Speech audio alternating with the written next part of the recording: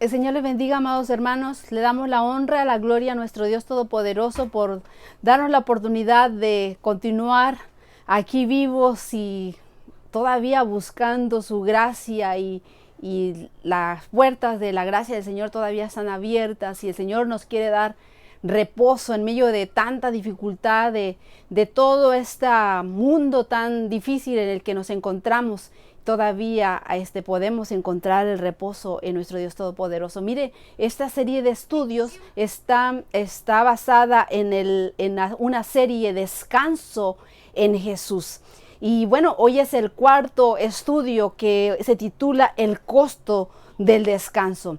¿Cuánto cuesta el descanso en Jesús? Es importante que nosotros tengamos descanso y buscamos descanso en este mundo tan difícil, tan ajetreado. Pero, ¿qué nos dice la palabra del Señor acá en lo que se refiere al descanso? Vayamos a leer en la Escritura y aprendamos lo que el Señor quiere hablarnos en este día. Te pido que me acompañes en oración. Yo voy a orar aquí donde estoy. Si tú puedes acompañarme ahí donde estás y puedes arrodillarte, hazlo. Yo no puedo hacerlo aquí donde estoy, pero podemos inclinar nuestro rostro y nuestro corazón y Él escucha nuestra oración y que Él pueda dirigir el estudio de su bendita y santa palabra. Oremos. Amoroso Padre Celestial, te alabamos y glorificamos tu nombre en este día, pidiéndote por favor que perdones nuestros pecados y suplicándote por favor que Señor tú nos des el descanso, Señor, que hay en ti. Te pido, Padre, que tú nos hables en este día, que la palabra que la estudiemos hoy sea rema en nuestro corazón y que nos transforme y que verdaderamente podamos encontrar ese reposo que en este mundo no lo podemos encontrar solamente en ti. Así que, Señor, quédate con nosotros y con los que van a ver este video, los que lo van a compartir, los que lo van a ver en el futuro. A cada uno de ellos, Señor, dales ese reposo que están buscando, Señor, y que solamente en ti lo van a encontrar. Por favor, Padre, quédate con nosotros. Te lo pedimos todo en el nombre de tu amado Hijo, nuestro Señor Jesucristo y el Espíritu Santo. Amén. Amén. Así que el estudio que tenemos el día de hoy, el costo del descanso. Así que es un estudio fascinante. Si hoy es el primer día que estás aquí para ver este estudio, te pido que por favor vayas y busca los otros 3 estudios de esta serie, el descanso en Jesús. Y estoy segura de que va a ser de gran bendición para ti, para tu familia. Y por favor compártelo con otros, porque todos en este tiempo estamos buscando ese reposo que solamente podemos encontrarlo en Cristo Jesús. Hoy en día muchos están desesperando por encontrar paz y tranquilidad, inclusive están dispuestos a pagar por ello. Vamos a ver cuánto cuesta el descanso que nuestro Señor Jesucristo puede darte. Y por favor, puedes buscar estos videos en YouTube, en Preparando al Mundo. Prepara al Mundo, vas a encontrar ahí esa serie de videos, también en Facebook, en varias plataformas, y seguramente van a ser de gran bendición. Y compártelas, porque todas ellas son para honra y gloria de nuestro Dios Todopoderoso. Y ahorita en esos tiempos tan difíciles que estamos viviendo, todos necesitamos encontrar un lugar donde reposar, y no hay otro lugar que solamente a los pies de Jesús. Así que, como vemos, está el mundo desesperado por encontrar paz y tranquilidad, y también están dispuestos a pagar por ello. Inclusive en muchas grandes ciudades hay habitaciones sin internet que se pueden alquilar y podemos inclusive pagar por hora, y las reglas son estrictas. Nada de ruidos, nada de visitas, gente dispuesta a pagar para poder sentarse allí y tranquila y simplemente pensar, o a lo mejor dormir una siesta. ¿Y cuánto pagan por este reposo? Y verdaderamente logran el reposo ahí, o lugar así como una hamaca frente al mar, o quizás hay inclusive lugares como cápsulas para dormir que se pueden alquilar en los aeropuertos.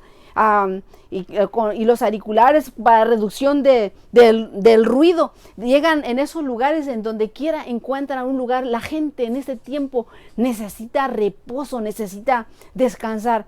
Tú necesitas un reposo, tú necesitas descansar, posiblemente por el ajetreo del trabajo, primeramente porque violamos las leyes de salud. Dios nos dio su ley y sus mandamientos, que los leemos en Éxodo capítulo 20. Encontramos los 10 mandamientos, el decálogo. En mi Biblia están claramente escritos, y seguramente en tu Biblia también. En el 4.º mandamiento encontramos que el Señor nos dice: acuérdate del día de reposo para santificarlo. Dice: 6 días trabajarás y harás toda tu obra, mas el 7º día es santo, reposo para Jehová tu Dios. ¿Por qué? No es porque tú eres judío, no, dice, porque tú eres creación de Dios. ¿Por qué? Porque en 6 días hizo Jehová los cielos y la tierra, el mar y todas las cosas que en ellos hay, y reposó el 7º día. Por tanto, Jehová bendijo y santificó el sábado. Así que lamentablemente hoy el mundo trabaja inclusive los 7 días de la semana. El sábado es el día que más ocupadas están las tiendas, los aeropuertos, todo mundo andando de un lugar a otro, y no hay reposo.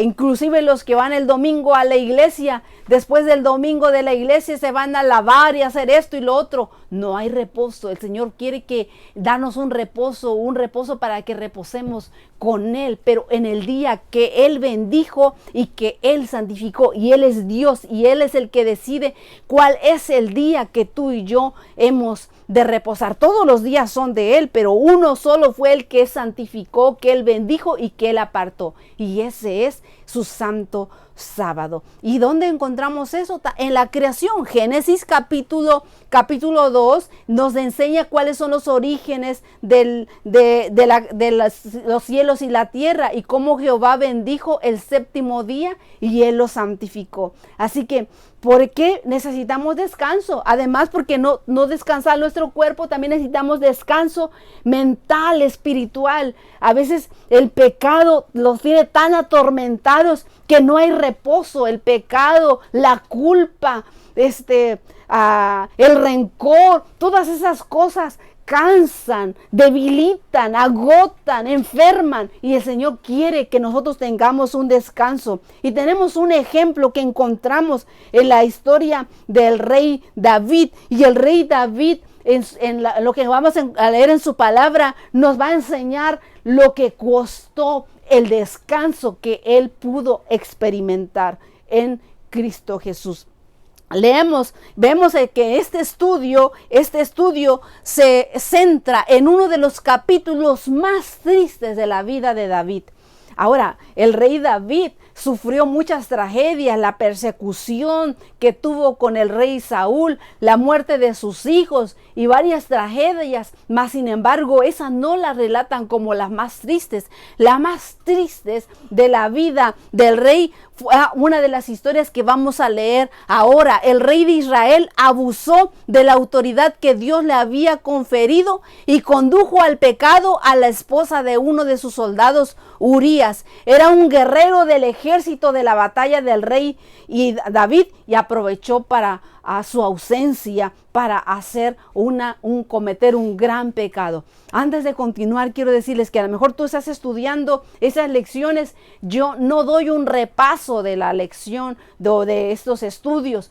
Doy un estudio, intento hacerlo lo más completo posible para aquellas personas que no conocen la palabra de Dios, y poderla compartir para que encuentren el reposo que solamente en Jesús podemos encontrar. Todos los estudios no es un repaso, sino trato de buscar aquellas almas que necesitan conocer la verdad en la palabra de Dios, solamente con la palabra de Dios. Así que vamos, y por eso te invito para que puedas compartir el estudio de la palabra con otras personas, para que puedan también ellos beneficiarse del pan de vida que nosotros comemos. Amén. Así que una cálida tarde primaveral, el inquieto rey David paseaba por la terraza de su palacio. Debía haber estado con su ejército al otro lado del Jordán. Debió haber estado guiando al pueblo de Dios para derrotar a los amonitas y finalmente llevar paz al reino. Mas sin embargo, él estaba paseando por la terraza de su palacio. Encontramos esta historia en el libro de 2 de Samuel, capítulo 11, del 1 al 5. Y dice aquí la escritura: aconteció al año siguiente, en el tiempo que salen los reyes a la guerra, Normalmente los reyes no ponían en guerra en el tiempo del invierno, porque si no, de esa manera sus soldados en campo raso estarían muertos antes de frío, antes que de la guerra. Así es que había un tiempo en que los reyes empezaban sus conquistas, y ese tiempo dice, en el tiempo que los reyes salen a la guerra, que David envió a Joab y con él a sus siervos y a todo Israel, y destruyeron a los amonitas y sitiaron Rabá. Pero ¿qué dice? Pero David se quedó en Jerusalén. Y sucedió que un día, al caer la tarde, que se levantó David de su lecho y paseaba sobre el terrado de la casa real, y vio desde el terrado a una mujer que se estaba bañando, la cual era muy hermosa. Envió David a preguntar por aquella mujer, y le dijeron: aquella es Betsabé, hija de Elián, mujer de Urías Heteo. Y envió David mensajeros y la tomó, y vino a él, y él durmió con ella, y luego ella se purificó de su inmundicia y se volvió a su casa. Y concibió la mujer y envió a hacerlo saber a David diciendo: estoy encinta. Oh, qué tragedia. Había planeado primeramente el tiempo que él tenía que haber estado en guerra. En lugar de irse a la guerra, él se quedó.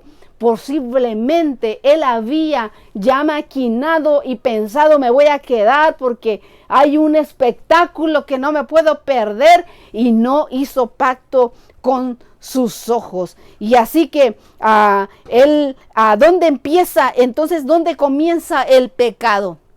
El pecado comienza en la mente. La mirada lascivia de David lo llevó al siguiente paso, a complacer su fantasía lujuriosa. Se aventuró en el terreno de Satanás. Las tentaciones ingresan por los 5 sentidos y llegan ¿a dónde? A la mente. David se paseaba por el terrado de la casa real, y luego que dice, y vio, o sea, después de pensarlo, primero lo planeó no ir a la guerra, y para qué, y después siguió al siguiente vio de allí a una mujer muy hermosa que se estaba bañando. Si no dice en lo que vemos, y lo que dice Proverbios 4:23, que si no permitimos controlar nuestros impulsos del Espíritu Santo, caeremos como el rey David. Por eso Proverbios 4:23 nos dice: sobre todo, guarda tu corazón, guarda tu mente. ¿Por qué? Porque es la fuente de la vida. Vida o muerte. Si no guardamos todo esto, caeremos, porque la paga del pecado es muerte. Aprendamos a someternos a las súplicas del Espíritu Santo. El Espíritu Santo intercede y constantemente nos avisa y nos redarguye que a donde vamos está mal. Mas sin embargo, caemos en esto. ¿Por qué? Vamos a buscar, vemos lo que nos sigue diciendo. 2 de Samuel, capítulo 12, del 6 a 11. La pregunta, continuamos. ¿Todo pecado ofende a Dios? La pregunta. Dice aquí: entonces David envió a decir a Joab: envíame a Urías Heteo. Y Joab envió a Urías a David. Cuando supo que la mujer de Urías ahora estaba encinta, tenía que ocultar este pecado. Y ahora le dice, cuando Urías vino a él, David le preguntó primeramente por la salud de Joab, por la salud del pueblo, por el estado de la guerra. Es como que quiero saber noticias. Y ahora después dijo David a Urías: desciende a tu casa, lava tus pies Y saliendo Urías de la casa del rey, le fue enviado presente de la mesa real, lo mandó una vianda a su casa. Mas sin embargo, dice, mas Urías durmió a la puerta de la casa del rey con todos los siervos de su señor y no descendió a su casa. E hicieron saber esto a David, diciendo, Urías no descendió a su casa. Y dijo David a Urías, ¿no has venido camino? ¿Por qué pues no descendiste a tu casa? Y Urías respondió a David, el arca de Israel y Judá están bajo tiendas, y mi señor Joab y los siervos de mi señor están en el campo. Y había yo de entrar en mi casa a comer y beber y dormir con mi mujer, por vida tuya y por vida de tu alma, que yo no haré tal cosa. Te pueden imaginar que el arca, cuando era la guerra, el arca iba adelante, y ahora él dice, el arca está allí y el de Israel están bajo tiendas, y también mi señor Joab, y yo voy a dormir con mi mujer. Nunca haga tal cosa. Una fidelidad en integridad plena. Mas sin embargo, él deseaba que Urías fuera a dormir con su mujer para cubrir su falta. Y ahora, ¿qué encontramos? Leemos 2 Samuel 12, 12 al 17. Y David dijo a Urías, quédate aquí aún hoy y mañana te despacharé. Y se quedó Urías en Jerusalén aquel día y el siguiente. Y David lo convidó a comer y a beber con él hasta embriagarlo, dice. Lo emborrachó. ¿Por qué? Y salió a la tarde a dormir en su cama, ¿dónde? Con los siervos de su señor, mas no descendió a su casa. Ni aún borracho él cayó y rompió la integridad que tenía para con Jehová. Y a venida la mañana, dice, escribió David a Joab una carta, la cual envió por mano de Urías, y escribió en la carta diciendo, poned a Urías al frente en lo más recio de la batalla y retiraos de él para que sea herido y muera. O sea que cuando fuera lo más recio de la batalla, Urías al frente, y cuando vean eso, todos los demás se retiran para no darle protección. Y entonces así fue que cuando Joab sitió la ciudad, puso a Urías en lugar donde sabía que estaban los hombres más valientes, y saliendo luego los de la ciudad pelearon contra Jehová, y cayeron algunos del ejército de los siervos de David, y murió también Urías Eteo. Qué tragedia, hermanos. Y toda esa tragedia ocurrió, ¿por qué? Porque él no hizo pacto con sus ojos como lo describe en la escritura al siervo Job. Esa una de los pecados más grandes, y posiblemente está sufriendo una situación, no hay reposo en ti porque hay pecado de adulterio, fornicación, lascivia, robo, cualquier pecado, y esos pecados no se pueden encontrar reposo, aunque vayas y luches, y aunque vayas y te vayas a un lugar de descanso, ese pecado está allí y no hay reposo en el alma. Puedes tratar de dormir un poco, pero no hay reposo. ¿Quién puede dormir con la conciencia tranquila cuando tiene todas estas cargas y una culpa como estas? Y podemos mirar que la gente camina, pero muertos espiritualmente, no tienen reposo porque no han encontrado el reposo en Cristo Jesús. Y quiero que hoy, cuando menos hoy, te lleves esto, y que de aquí en adelante veamos la vida diferente, que podemos encontrar reposo solamente en Cristo Jesús. Y miremos cómo Job hizo pacto con sus ojos. Dice a Job 31:1, hice pacto con mis ojos. ¿Cómo pues había yo de mirar a una virgen? ¿Cómo yo iba a mirar a una joven? ¿Cómo yo iba a mirar a una mujer? Job dice, hice pacto con mis ojos. Y luego dice Job 31:7, si mis pasos se apartaron del camino, si mi corazón se fue tras mis ojos, y si algo se pegó a mis manos, dice, el pacto pacto que hace. ¿Por qué? Porque los 5 sentidos están ahí. Job hizo un pacto de santidad. Un pacto de santidad. ¿Has hecho tú un pacto de santidad?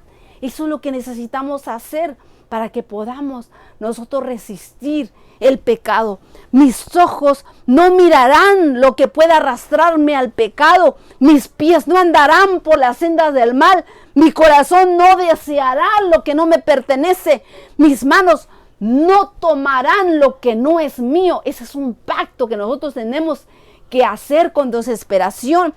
Él entendía que la santidad no es solo la transgresión externa de los mandamientos, los pensamientos y los sentimientos también deben ser purificados, porque puedes no tomar lo ajeno, pero desearlo. El mandamiento de codiciar. Por eso hagamos un pacto hoy ante Dios como lo hizo Job, y vamos a mirar cómo. Dice Salmos 32, 3, 4. Mientras no confesé mi pecado, mi cuerpo iba decayendo por mi gemir todo el día, pues de día y de noche tu mano pesaba sobre mí, como flor marchita por el calor de verano. Así me sentía decaer, dice Salmos 32, 3 y el 4. Y si vemos que el pecado nos arrebata, recuperarlo tiene un costo. ¿Cuál es el costo? ¿Cuál es el costo del pecado?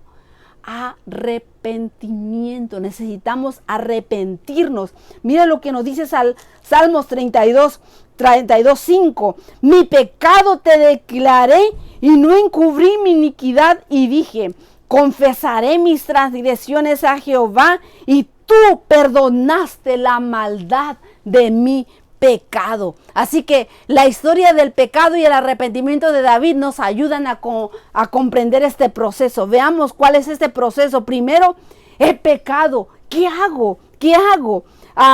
Encubrirlo. Porque cuando hemos pecado nos encontramos como una flor marchita. No hay brillo en los ojos, no hay color. ¿Por qué? Porque el pecado nos quebranta, nos quita el gozo, nos quita la paz, nos sentimos cansados, fatigados. Sin embargo, cuando confesamos, es como cuando tienes una culpa y luego la confiesas, o cuando alguien te perdonó, o cuando te has puesto en cuentas con alguien y vienen los abrazos y el gozo y todo lo pasado quedó atrás. ¿No es hermoso eso? Esto es lo que se experimenta. ¿Qué hago? ¿Encubrirlo como lo hizo el rey David, buscando tapar el pecado con otros pecados más grandes aún? ¿Confesarlo como vemos en 2 Samuel 12, 1 a 13? Ahorita lo vamos a mirar. Y después que ya hice, ¿qué? ¿Qué sigue? ¿Cuáles son las consecuencias del pecado? ¿Será que qué sigue? ¿Soy perdonado o voy a sufrir las consecuencias de ese pecado? ¿Puedo tener un nuevo corazón, como nos dice el Salmo? ¿Cuáles son las nuevas palabras que va a haber en mi boca después de que yo habré experimentado este arrepentimiento y este perdón y vuelvo a entrar en el gozo del Señor? Ahora vemos lo que nos enseña la palabra. En el 2 Samuel 11:27 dice, mas esto que David había hecho fue desagradable ante los ojos de Jehová. Desagradable. La caída de David fue una consecuencia de un cúmulo de errores encadenados. Primero vemos que él no cumplió con su deber como rey. Él tenía que estar al frente de la batalla, mas sin embargo estuvo allá en el aterrado de su techo para mirar desde arriba a una mujer que no le pertenecía. Siguiente, no apartó su vista, sino que se recreó en la tentación, y más aún buscó la manera de hacerlo realidad. Mandó a traerla, porque pudo haberla visto nada más y luego irse, pero no, él vino, quiso hacer realidad ese deseo y mandó a traer a esa mujer y consumó su pecado, la dejó encinta, embarazada. Y ahora encontramos que él después de eso intenta encubrir el pecado. ¿Y cómo? Intentando encubrir, engañando a un hombre bueno, mandó a traer a su soldado y lo puso en riesgo de pecar, inclusive embriagándolo. Pudo haber Urías cometido muchos pecados no estando sobrio, mas sin embargo, cuando él no hizo lo que el rey David pretendía que hiciera, acostarse con su mujer para ocultar que ese embarazo no provenía sino que de ese pecado de él, entonces lo mandó a matar, ordenó un asesinato. Y después de eso, al casarse con Betsabé, procuró encubrir finalmente el pecado. Vemos, hermanos, que cuando veo esta historia me doy cuenta que entender y obedecer los 10 mandamientos que se encuentran en tu Biblia en Éxodo capítulo 20 nos evitaría todos estos dolores que vemos aquí, porque esta historia de David no es solamente allí. La vida en este mundo, en estos momentos, miles, millones de familias, de hijos están sufriendo por causa de un pecado como este. Así que encontramos que al casarse con Betsabé, él dijo, bueno, él parecía un hombre bueno, esta mujer quedó sola, desamparada, viuda, ahora yo le voy a hacer el favor en memoria de gran soldado y amigo mío Urías, me voy a casar con esta mujer, su esposa, para cuidar de ella. Oh, hubiera dicho qué gran detalle del rey. Sin embargo, él estaba aparentando, cubriendo su pecado al mundo. Nadie sabía más los hechos, pero Dios no podemos esconder el pecado. Dice la escritura en el Salmo 139, ¿a dónde mire de tu espíritu? ¿A dónde huiré de tu presencia? Si subiera a los cielos, allí estás tú. Y si en el sepulcro hiciera mi lecho, he aquí, allí tú estás. Y si tomare las alas del alba y habitara en el extremo del mar, aún allí me guiará tu mano y me asirá tu diestra. Y si dijere, ciertamente las tinieblas me encubrirán, aún la noche resplandecerá alrededor de mí, aún las tinieblas no encubren de ti. Lo mismo te son las tinieblas que la luz. ¿Qué significa esto? Que ante Él no nos podemos ocultar, no nos podemos esconder. Posiblemente nadie sepa de nuestro pecado, pero el Señor sí lo sabe. Y por eso es que vivir en una culpa, no importa que te vayas y que compres las vacaciones más caras, el lugar más caro para reposar, no vas a encontrar reposo si no vienes a Cristo Jesús. Y esa es la invitación que no te hago yo, sino que el Espíritu Santo nos está dando ahora para que vengamos a Él y reposemos solamente en Él. Y ahora vemos que cuando confiesa el pecado, vemos en 2 Samuel 12:13 que dice, entonces dijo David a Natán, pequé contra Jehová, y Natán dijo a David, también Jehová ha remitido tu pecado, no morirás. El pecado pagado, es como que encuentras un pagaré, ya estando de antemano, ya lo había pagado. Dios no se quedó con los brazos cruzados ante el pecado flagrante de David. Echó mano de la experiencia de David como pastor y de su sentido de justicia. Y el profeta Natán planeó una parábola que finalmente removió su conciencia de David. Y vamos a ver qué es esa parábola que Natán le dijo a David para hacerlo entender. Porque, hermanos, fácilmente somos acusadores y podía haber hecho, eres un asesino, un adúltero, un fornicario, uno que violó y codiciaste a la mujer ajena, robaste, violaste y otro. Mas sin embargo, no lo hizo de esta manera, lo hizo con misericordia. Su arrepentimiento fue a más allá de la pena de haber dañado gravemente a Urías y a Betsabé. David fue consciente de que había pecado principalmente contra Dios, porque leemos, y Natán dijo a David, dijo David a Natán, pequé contra Jehová. Pequé contra Jehová, no menciona, pequé contra Urías, pequé contra Betsabé, pequé contra el pueblo de Israel, dice pequé contra Jehová. Cuando tú haces un pecado, yo cometo un pecado, en realidad a quien estamos ofendiendo principalmente es a nuestro Dios, a nuestro Creador, a nuestro Redentor Todopoderoso. Así que nuestro pecado en la última instancia hace daño a Dios y con él clavamos otro clavo en el áspero madero que apunta hacia el cielo en el Gólgota. Encontramos que la cruz de Jesús, el arrepentimiento sincero, tiene una respuesta inmediata. Jehová ha remitido tu pecado. Pienso en esto, hermanos. Cuando el pueblo de Israel cometía un pecado, llevaban allá un corderito y tenía que ser un cordero sin mancha de 1 año y tenía que ser perfecto. Y posiblemente ese cordero había sido el que a lo mejor había sido creado ahí en la casa, no estaba dañado por la montaña, no tenía ningún defecto. A 1 año era el tiempo que los corderitos, los más hermosos que se encuentran, y ahora si habían cometido un pecado, habían robado, habían tenido un mal pensamiento, codiciado, hablando mal testimonio, habían mentido, cualquier mandamiento que habían violado, tenían que llevar ese cordero para sacrificarlo. Había de cortarle el cuello, sacar su sangre y luego ponerlo ahí en el holocausto y llevar esa sangre allí en el altar del incienso, salpicar 7 veces para que ese pecado sea perdonado. Y te puedes imaginar que el pueblo de Israel entendía lo que costaba el pecado. ¿Tú entiendes el costo de tu pecado? Cada vez que nosotros pecamos, ahora no llevamos un cordero, nos arrodillamos, confesamos el pecado, pero ese costo no es gratis.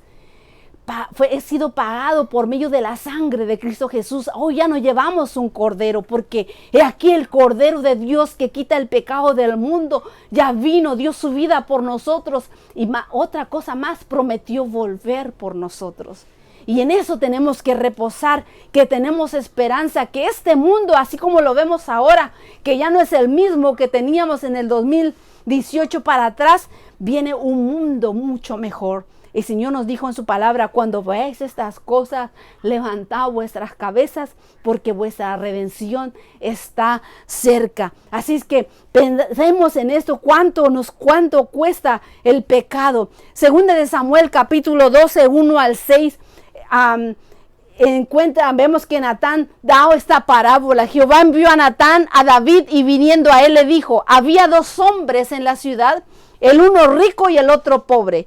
El rico tenía numerosas ovejas y vacas, pero el pobre no tenía más que una sola corderita que él había comprado y criado, y que había crecido con él y con sus hijos juntamente, comiendo de su bocado y bebiendo de su vaso y durmiendo en su seno, y la tenía como a una hija. Y luego dice: y vino uno de camino y el hombre rico, y éste no quiso tomar de sus ovejas y de sus vacas para guisar para él caminante que había venido a él, sino que tomó la oveja que aquel hombre pobre y la preparó para aquel que había venido a él. Y entonces, mira la respuesta de David: se encendió el furor de David en gran manera contra aquel hombre y dijo a Natán: vive Jehová, que el que tal hizo es digno ¿de qué? De muerte. La paga del pecado, ¿qué es? Muerte. Y debe pagar la cordera, ¿cómo? Con 4 tantos, porque hizo tal cosa y no tuvo misericordia. Con estas palabras, David había dado su propia sentencia él mismo. Apeló a la justicia de David. David había sido un pastor de ovejas y él entendía la justicia. Él había protegido las ovejas. Él sabía lo que era defender una oveja y entendía justicia, pero había olvidado eso ahora que estaba en el terrado de su casa. Y ahora leemos lo que dice el versículo 7 al 23 de segunda de Samuel. Entonces dijo Natán a David: tú eres aquel hombre, así ha dicho Jehová, Dios de Israel: yo te ungí por rey sobre Israel y te libré de la mano de Saúl. Y te di la casa de tu señor y las mujeres de tu señor en tu seno. Además, te di la casa de Israel y de Judá. Y si esto fuera poco, te habría añadido más. Si tú querías más, yo te habría dado más, le dice. ¿Por qué pues tuviste en poco? ¿Qué cosa? La palabra de Jehová, haciendo lo malo delante de los ojos. ¿A quién había tenido en poco? La palabra de Jehová. ¿A quién había desobedecido? A Jehová. Y a Urías de Eteo heriste esa espada y tomaste por mujer a su mujer, y a él lo mataste con la espada de los hijos de Amón, por lo cual ahora no se apartará jamás de tu casa la espada, por cuanto me menospreciaste y tomaste la mujer de Urías Eteo para que fuese tu mujer. Así ha dicho Jehová aquí, que yo haré levantar el mal sobre ti de tu misma casa, y tomaré tus mujeres de delante de tus ojos y las daré a tu prójimo, al cual yacerá con tus mujeres a la vista del sol, porque tú lo hiciste en secreto, mas yo haré esto delante de todo Israel en pleno sol. Entonces dijo David a Natán: pequé contra Jehová. Y Natán dijo a David: también Jehová ha remitido tu pecado, no morirás. Te pagó por adelantado el precio. Oh, pero mire, el Señor Jesucristo aún no había muerto. ¿Cómo es que ya había pagado el pecado si Jesús no había muerto? ¿Sabes qué? Porque el que creía, el que llevaba por fe ese sacrificio, creía que había de venir aquel Redentor. He aquí el Cordero de Dios que quita el pecado del mundo, que dijo a Juan Bautista. Cada vez que llevaban un cordero, estaban llevando a la esperanza de que un día había de venir uno que había de pagar ese precio, y él lo había pagado por adelantado. Oh, qué hermoso saber que tenemos redención de pecados y el Señor había pagado ese precio. Ahora, ¿todo pecado ofende a Dios? Hacemos otra vez la pregunta. El profeta Natán le dijo a David: ¿por qué pues tuviste en poco la palabra de Jehová y cometiste lo malo ante sus ojos? A Urías hitita heriste a espada y tomaste a su esposa. Y David dijo a Natán: pequé contra Jehová. ¿Qué había hecho lo malo? ¿A quién le había hecho lo malo? Parecía que a Betsabé, a Urías, más sin embargo él dice: pequé contra Jehová. Con todo pecado ofendemos a Dios porque no aceptamos su palabra y desobedecemos su ley. Muchos mandamientos violó al rey David aquí. Primeramente tomó su nombre en vano, llamándose hijo de Dios, cometió semejantes pecados. Siguiente podemos decir, cometió adulterio, deshonró a sus padres, porque seguramente no fue eso lo que sus padres le enseñaron. Provocó vergüenza, más sin embargo codició, robó, hizo mentiras. O sea, tantos pecados fueron violados en tan solo aquí con el rey David. Por eso, hermanos, la ley nos protege.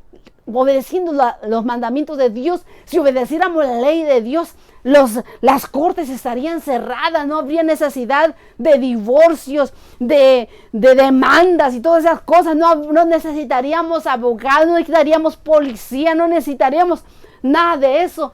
¿Por qué existe todo eso? Porque desobedecemos los mandamientos de Dios. Todo daño y agravio que se haga a otros se extiende del injuriado hacia Dios. Cuando tú hieres a un hermano, estás hiriendo el corazón de Dios.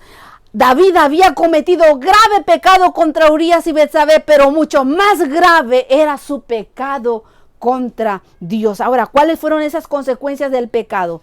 Las consecuencias, dice, ¿cómo pudo hacer algo tan ruin? Esa fue, él mismo se hizo la condena. Ahora pagará 4 veces el valor de la oveja, 4 veces. Aunque David inmediatamente fue perdonado, Dios no evitó las consecuencias de su pecado. ¿Y qué ahora fueron esas consecuencias, hermanos? David mismo había pronunciado su propia sentencia. Por la vida de un hombre, él perdería la vida de 4 de sus hijos. Inclusive podemos ver en la historia de cómo su hijo intentó inclusive abusar sexualmente de su propia hermana, tomando uno hijo, queriendo tomar su propia mujer de él, asesinando, intentando asesinar a su propio padre. Hermanos, cuánto dolor provocado por violar los mandamientos. No solo el pecado trajo sus consecuencias, pero también el arrepentimiento trajo las suyas. Cuando nos arrepentimos, también hay consecuencias, y las suyas David la recuperó. ¿Cuál es eso? El gozo de tu salvación. Cuando venimos arrepentidos, el Señor nos devuelve el gozo, sentir el gozo de ser salvos, redimidos. Así que si Dios perdonó a un adúltero, te pregunto, si Dios perdonó a un adúltero, un manipulador, un asesino, ¿me va a perdonar a mí? ¿Te va a perdonar a ti? ¿Qué crees que podría hacer Dios con nuestro pecado? No importa la gravedad de mis pecados, de los tuyos, sino la grandeza de la gracia de Dios, que está dispuesta siempre a perdonar nuestros pecados. Tu pecado no es más grande que la grandeza de Dios, la misericordia de Dios. Mira, el hecho de que David fue un adúltero, un manipulador, un asesino, y todo lo que él hizo, que fue aberrante, sucio, conspirador, que es terrible. Mas sin embargo, hermanos, leemos en la Escritura y en el Nuevo Testamento, leemos en la Escritura que dice que el rey David, un hombre conforme al corazón de Dios. Dios dice, tengo que leerlo, buscarlo con lupa. ¿De verdad a Dios se le olvidó lo que hizo? ¿Un adúltero, un mentiroso? Le pudo haber dicho al escritor de la palabra del Nuevo Testamento, no escribas esto, porque él fue un adúltero, un mentiroso. ¿Cómo va a decir conforme al corazón de Dios? Leemos Hechos 13, 21 y 22. Y luego pidieron rey, y Dios le dio a Saúl, hijo de Cis, varón de la tribu de Benjamín, por 40 años. Y quitando les levantó por rey, ¿a quién? A David, de quien dio también testimonio diciendo, he hallado a David, hijo de Isaí, varón conforme a mi corazón, quien hará todo lo que yo quiero. ¿A Dios tiene mala memoria acaso? Oh, hermanos, Satanás te puede recordar una y otra vez tu pecado. Para mi Señor no recuerda esos pecados. Mi Señor recuerda que envió mi Padre Celestial, que envió a su Hijo unigénito para que todo aquel que en Él cree no se pierda, mas tenga vida eterna. Y el Señor está listo para perdonar tu pecado. Venid a mí, dice Él, todos los que estáis cansados y cargados, y yo os haré descansar. Qué hermosa promesa que encontramos. Y Él está dispuesto a darnos inclusive un nuevo corazón. Así como olvidó y dice un varón conforme al corazón de Dios, puede decir de ti una mujer como conforme al corazón mío, conforme al corazón de Dios. Este hombre, este niño, este joven, esta señorita conforme al corazón de Dios. No importa tu pasado. Cuando tú has venido a los pies de Jesús, que Satanás no te ponga esos pensamientos negativos que no son merecemos, porque entonces decimos que el costo, el pago no sirvió de nada. Veamos lo que nos dice la Escritura, que el Señor dice, Salmo 51, 1, 10, crea en mí, la oración más desgarradora que puedes encontrar. A veces yo encuentro que quiero orar y no encuentro las palabras para decirle a mi Señor. Me voy a un salmo y parece que están las palabras ahí, que estaban en mi corazón, pero que yo no las podía expresar con mis labios. Por eso leer los salmos purifica el alma, el corazón, nos levanta. ¿Por qué? Porque ahí están las palabras que a veces no pueden salir de nosotros, pero que el Espíritu de Dios intercede por nosotros con gemidos indecibles. Oramos los salmos. Ese Salmo 51 es uno de ellos, cuando David le dice, crea en mí, oh Dios, un corazón limpio, dice, y renueva un espíritu recto dentro de mí. Un espíritu nuevo, un espíritu recto. David le pide a Dios que borre sus pecados, que lo purifique, que le cambie sus pensamientos, que le cambie sus pensamientos. ¿Has pedido tú eso? Eso es lo que tenemos que hacer. Pedirle a Dios que nos purifique, que los borre, así como borró esos pecados de David, va a borrar los tuyos, que nos purifiquen, que nos cambien nuestros pensamientos, nuestros sentimientos. Y encontramos, ya no quiere seguir dependiendo de sí mismo, dependía de sí mismo. Solo dependiendo de Dios puede encontrar seguridad, puede encontrar gozo, puede encontrar alegría. Así que el Espíritu Santo, hermanos, es el único que puede realizar este cambio en nuestro corazón. ¿Cómo? Solamente el Espíritu Santo. En Él conduce el proceso de santificación, nos crea de nuevo, nos ayuda en nuestra lucha con la tentación. ¿Y qué más nos da? Nos da descanso, descanso solamente en Él. Leamos esta oración, Salmo 51 del 1 al 19, y esta oración dice: ten piedad de mí, oh Dios, ten piedad de mí conforme a tu misericordia, conforme a la multitud de tus piedades, borra mis rebeliones, dice. Lávame más y más de mi maldad, límpiame de mi pecado, porque yo reconozco mis rebeliones y mi pecado está siempre delante de mí. Contra ti, dice, contra ti solo he pecado y hecho lo malo delante de tus ojos, para que sea reconocido justo en tu palabra y tenido por puro en tu juicio. He aquí en maldad he sido formado y en pecado me concibió mi madre. Y aquí tú amas la verdad en lo íntimo y en lo secreto me has hecho comprender sabiduría. Purifícame con hisopo y seré limpio. Lávame y seré más blanco que la nieve. Hazme oír gozo y alegría y se recrean los huesos que has abatido. ¡Qué oración más profunda! Purifícame con hisopo. ¿Sabe qué estaban haciendo ahí? Estaba llevando al sacrificio de ese cordero, poniendo la sangre en los dinteles de la puerta, y él decía: purifícame los dinteles de mi corazón, pon esa sangre, lávame, dice, y seré más blanco que la nieve. Oh, qué hermoso. Y esconde, dice, tu rostro de mis pecados y borra todas mis maldades y crea en mí, oh Dios, un corazón limpio y renueva un espíritu recto dentro de mí. No me eches de delante de ti y no quites de mí tu Santo Espíritu. Mira lo que le pide: vuélveme el gozo de tu salvación, devuélveme ese gozo porque perdí el gozo de tu salvación, me siento perdido, devuélveme ese gozo y espíritu noble me sustente. Y cuando tú me devuelvas ese gozo, entonces enseñaré a los transgresores sus caminos y los pecadores se convertirán a ti. Tiene consecuencias recibir ese perdón. Líbrame de homicidios, oh Dios de mi salvación, y cantará mi lengua tu justicia.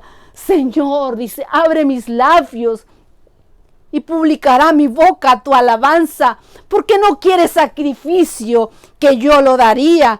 No quieres holocausto. Los sacrificios de Dios son el espíritu quebrantado, y al corazón contrito y humillado no despreciarás tú, oh Dios. Haz bien con tu benevolencia a Sión, edifica los muros de Jerusalén, y entonces te agradarán los sacrificios de justicia, el holocausto u ofrenda. Oh, qué hermosa oración. ¿Has hecho tú alguna vez esta oración?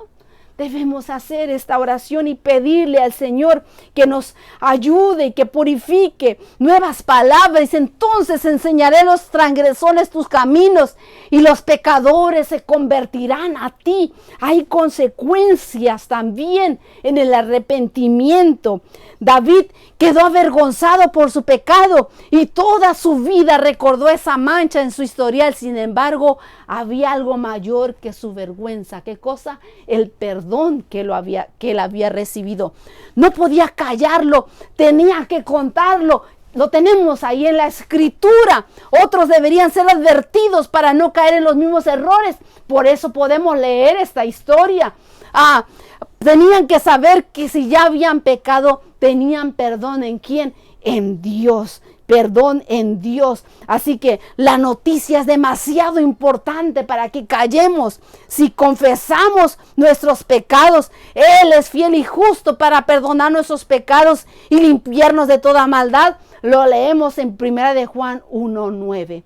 Y no puedes callar. Después de que el Señor ha hecho una obra en ti, tú no puedes quedarte callado. ¿Sabe que cuando yo acepté a Jesús, el pastor dijo, del 100% que acepta a Jesús, solamente el 10% hace la obra de llamar a otros, no se quedan callados. El 90% está sentado en la banca. Y yo dije, no puedo quedarme callado, necesito yo no ser el del 90%, necesito ser el 10%.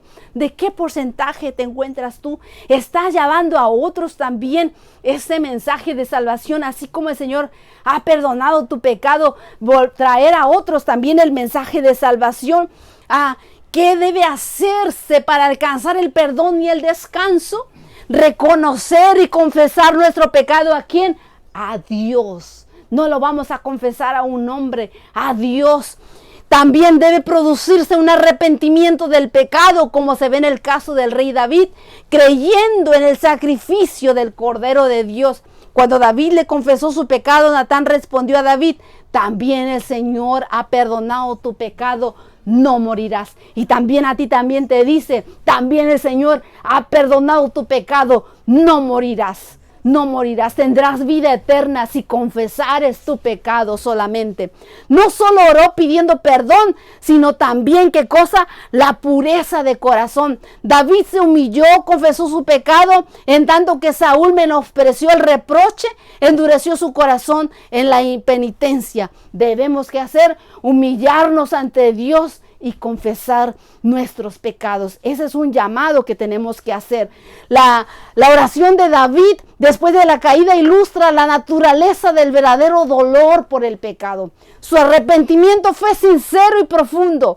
No se esforzó por atenuar su culpa y su oración no fue inspirada por el deseo de escapar del juicio. No le dijo, no me castigues. Le dijo, he pecado contra ti.